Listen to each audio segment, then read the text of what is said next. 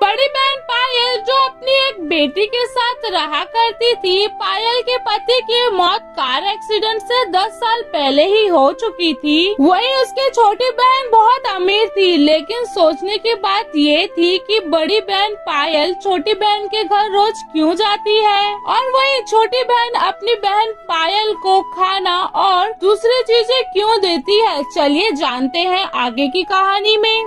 दीदी आज आप इतनी देरी से क्यों आई? आपको पता है ना मुझे घर के कोई काम नहीं आते। इनको भी घर गंदा पसंद नहीं है। मुझे सुबह सुबह डांट के गए हैं आपकी वजह से। मुझे माफ कर दो संजना, छोटी की तबीयत कुछ सही नहीं थी, इसके लिए मुझे आने में देरी हो गई। अच्छा ठीक है, जाओ घर के काम पड़े हैं वो करो। पायल संजना के घर का सारा काम कर देती है। उसके बाद संजना उसे कुछ पैसे और बचा हुआ खाना दे देती, उसे लेकर घर जाती है और अपनी बेटी को देती है। मासी को बताया मेरी तबीयत खराब थी, उन्होंने क्या कहा? हाँ बताया था, संजना ने पैसे दिए हैं तुम्हारे इलाज के लिए। मासी कितनी अच्छी है, हम मासी के साथ क्यों नहीं रहते? अब तो पिताजी भी नहीं है, बहुत अकेलापन लगता है। क्या हम मौसा के घर जाके रह सकते हैं? हाँ बताया था, संजना ने पैसे दिए हैं तुम्हारे इलाज के लिए।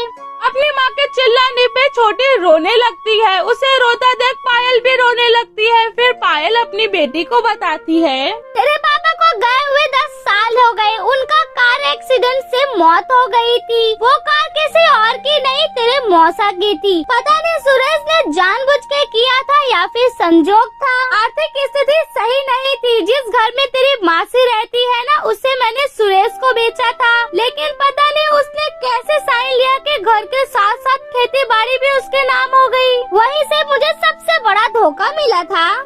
इतना कहकर पायल फूट फूट के रोने लगती है। उसे रोता देख छोटी बोली, माँ आपने मुझे इन सब बारे में क्यों नहीं बताया? आज के बाद आप उस घर में कभी नहीं जाओगे जिसने तुम्हारी जिंदगी नर्क बना दी। वो मेरी मजबूरी थी बेटी, क्योंकि तू उस समय बहुत छोटी थी। तुझे छोड़ के मैं बाहर काम करने नहीं जा सकती। तुझे लेकर मैं तेरे मासी के घर पे नौकरानी का काम करने चली गई, जिससे मुझे 2 टाइम का खाना और कुछ पैसे मिल जाते थे, जिससे मैं तेरी देखभाल कर लिया करती थी। लेकिन माँ अब मैं बड़ी हो गई हूँ और सारी सिलाई भी सीख लिया है। मैं बाहर वालों का कपड़ा सिलूंगी और तुम भी अब कहीं नहीं जाओगी।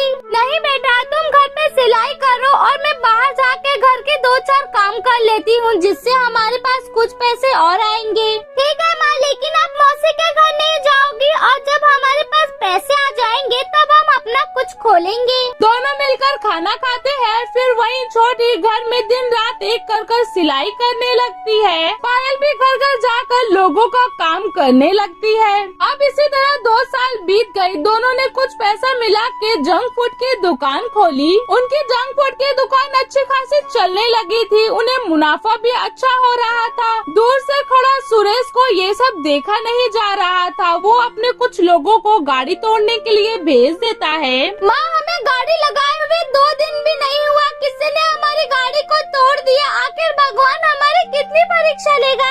इस तरह हार नहीं मानते बेटी। चलो लकड़ियाँ उठाओ और घर में रख दो, कुछ पैसे लाओ और हम दूसरा ठेला खरीद के लाते हैं। वही गाड़ी लगाएंगे और वही बेचेंगे। देखते हैं हमें कौन रोकता है। भगवान के घर में देर है, अंधे नहीं बेटी। दोनों माँ बेटी नया नया ठेला लेके आते हैं और उधर ही अपनी जंक फूड की दुकान लगाते हैं। कुछ समय के बाद ही वहाँ पर एक सरकारी अफसर आता है। बहन जी, यहाँ पर सुरेश का घर कहाँ है? आगे से जाके दाएं मुड़ जाएंगे, जो गुलाबी कलर का घर है वो उन्हीं का है।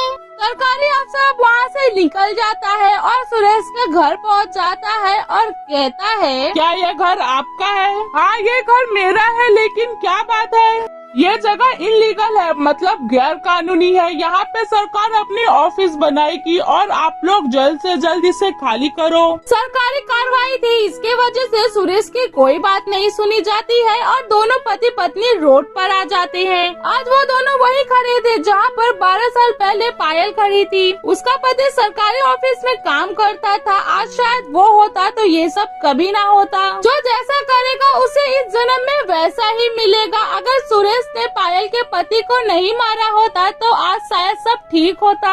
अगर आपको हमारी वीडियो अच्छी लगी हो तो लाइक शेयर सब्सक्राइब।